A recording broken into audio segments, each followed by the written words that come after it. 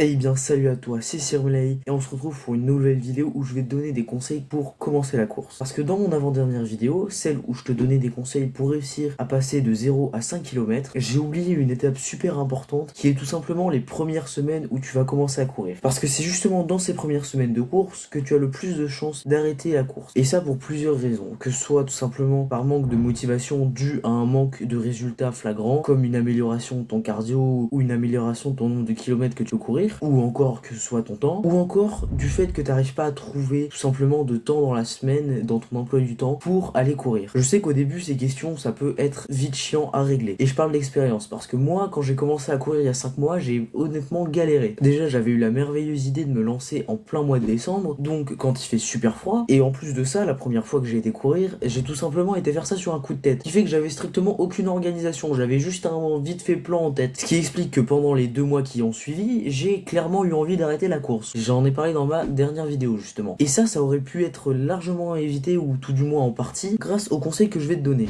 Oui, Sirmley, tu donnes des conseils sur le fait de pas arrêter la course, tu fais des vannes sur les gens qui prennent des résolutions, mais toi t'as quasiment fait la même chose et t'as toi aussi voulu arrêter d'aller courir. Tu trouves pas que c'est la charité qui se fout de l'hôpital? Non mais Sirmley... Alors oui, concrètement, à un mois près, j'étais dans les personnes qui prenaient des résolutions et qui ont failli les arrêter, mais déjà de 1, je l'ai pas fait, et de 2, je vais te dire comment ne pas faire la même erreur dans cette vidéo. Donc tais-toi Jérémy. Du coup, comme je l'ai dit plus tôt dans cette vidéo, au début on a clairement envie d'arrêter la course. Déjà de 1 parce qu'on voit pas de progression, que ce soit au niveau du nombre de kilomètres que t'es capable de courir ou au niveau du temps que tu peux faire, et donc ça c'est super démotivant. Par exemple moi pendant les 2 premiers mois, je n'ai pas vu de progression. La première fois que j'ai été courir par exemple, j'ai été courir 4,7 km, ce qui en soi est énorme pour une première fois. Par contre, la semaine suivante, quand j'ai voulu aller recourir le 4,7 km pour le confirmer, j'ai pas réussi, j'ai dû m'arrêter 2 fois parce que la motivation du premier jour a laissé place à la peur de pas réussir, ce qui va faire l'objet d'une prochaine vidéo, la peur de ne pas réussir, ce qui fait que la semaine encore suivante, donc 2 semaines après que j'ai commencé la course, je me suis retrouvé à faire un 3 km alors que je savais que j'étais capable de faire plus. Et là beaucoup de gens vont me dire oui mais Sirmley,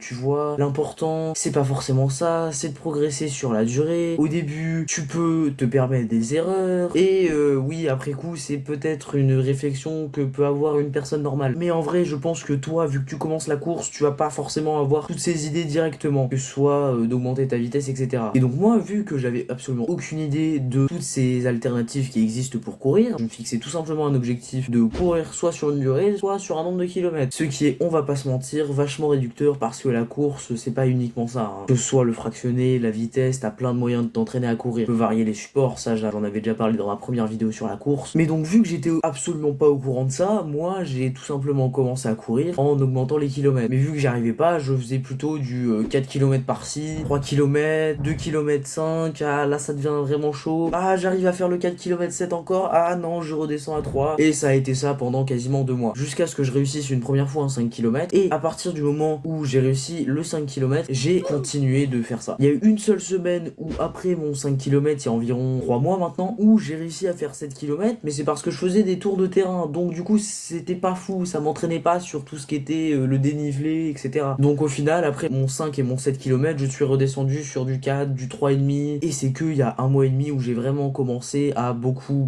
augmenter les kilomètres pour arriver à 21 km il y a 2 semaines. Et oui, je sais, ça paraît beaucoup, mais en soi, si vous vous entraînez toutes les semaines, vous pouvez le faire. Et ça dépend surtout de la qualité de vos entraînements. Donc ce que je te conseille pour ne pas faire les mêmes erreurs que moi, c'est tout simplement de te trouver déjà de un premier circuit à faire, que ce soit si t'as un lac à côté de chez toi, tu vas aller faire un tour du lac. Si jamais t'habites dans une zone résidentielle, tu vas essayer de faire le tour de toute la zone une ou plusieurs fois. Tu vas faire ça une première fois. Tu vas chronométrer le temps que tu mets. Au début, t'es pas obligé d'avoir une montre, tu peux simplement te mettre un chrono chez toi, et quand tu reviens, bah tu l'arrêtes. Moi, c'est ce que je faisais au début. Et une fois que t'auras été courir, admettons que ce soit un 2,5 km ou un 3 km, on va prendre l'exemple d'un 3 km. Pendant ton 3 km, tu vas avoir envie de crever. Et si jamais tu sens que ça va pas le faire, franchement, marche, parce que ça sert à rien de te dégoûter de la course, ça va juste niquer pour la suite, donc marche au début, c'est pas grave. Donc là, une fois que tu auras fini ton 3 km par exemple, tu vas prendre le temps, tu vas voir, ok, là c'est de là où je commence. J'ai fait 3 km en 22 minutes par exemple. Donc tu vas te dire, ok, bon, je sais faire 3 km en 22 minutes, bon, je me suis arrêté 2 fois pour marcher, c'est pas grave, j'ai un peu le seum, j'aurais peut-être pu faire mieux. Et là, tu vas garder dans ta tête ce sentiment de j'ai le seum, j'aurais pu faire mieux, et tu vas essayer de l'avoir de moins en moins à chaque semaine. C'est-à-dire que admettons, une première fois, tu t'es arrêté pour ton 3 km, tu t'es arrêté après avoir passé la boulangerie parce que t'en pouvais plus. Et bah tu vas essayer dans ton mental de repousser à chaque fois le moment où tu t'arrêtes. Et une fois que t'arriveras à faire ton 3 km sans t'arrêter, bah là tu pourras commencer à aller chercher un meilleur temps. Parce que déjà tu te seras pas arrêté pour marcher, tu pourras tout simplement gagner quelques minutes et ensuite tu pourras te dire bon, soit j'augmente les kilomètres, soit là je me décide à augmenter la vitesse. Au début augmenter la vitesse c'est dur, donc je te conseillerais plutôt d'augmenter les kilomètres au début. Et donc justement c'est ce sentiment de progression qui va te donner la motivation de continuer. Parce que tu auras à nouveau ce sentiment de satisfaction d'avoir fini ton circuit sans t'arrêter. Et ça c'est important. Après je n'en parle pas encore sur cette chaîne, mais évidemment il y a d'autres sports que la course qui te permettent de travailler, que ce soit ton cardio ou même simplement de te garder en bonne santé. Si jamais par exemple t'as vraiment des problèmes pour courir, déjà va marcher, c'est déjà ça, va faire du vélo, beaucoup plus simple que la course. Et surtout si après tu veux commencer la course, tu pourras te dire dans ta tête ah tiens j'avais bien aimé ce circuit là en vélo que j'avais fait dans la forêt, je vais essayer d'aller faire une partie de ce circuit en courant. Et donc à partir de là tu pourras faire ce que je t'ai dit, d'augmenter progressivement les kilomètres, pas comme moi et de partir super haut pour me dégoûter de la course. Le plus important c'est que tu progresses sur la durée, parce que progresser en course c'est comme courir, c'est pas un sprint mais c'est de l'endurance. Et donc pour garder de l'endurance il faut que tu gardes de la motivation ou de la discipline, ce que tu veux. Et donc pour être motivé il faut que tu réussisses des trucs. Et une fois que tu auras réussi ton 3 km, tu pourras te dire ok j'ai réussi un 3 km, là je suis sur un 4 km, rien ne m'empêche, ce n'est qu'un kilomètre de plus, de réussir mon 4 km. Ça va grandement t'aider dans le fait de commencer à courir, de te dire que bon, vu de là où tu pars, c'est déjà pas mal le chemin que tu as parcouru, mais bon, il serait temps de rentrer chez soi sans s'arrêter. Et là, une fois que tu auras fait cette première réussite, tu auras juste envie d'aller plus loin sans t'arrêter. Et puis voilà, une fois que tu es lancé, je te garantis pas que tu auras jamais envie d'arrêter, bien sûr, parce que moi-même, je fais que débuter la course. Ça fait même pas 6 mois que j'en fais. Mais bon, maintenant que c'est rentré dans mes habitudes et j'espère que ça va rentrer dans les tiennes, franchement, ça aide au quotidien, c'est incroyable. Mais bon, ça, je l'ai déjà détaillé dans ma dernière vidéo que je te laisse aller regarder. Bref, sur ce, c'était Sirmley. J'espère que t'as kiffé la vidéo, n'hésite pas à me laisser un commentaire et je te dis bonne chance pour aller courir. Ciao.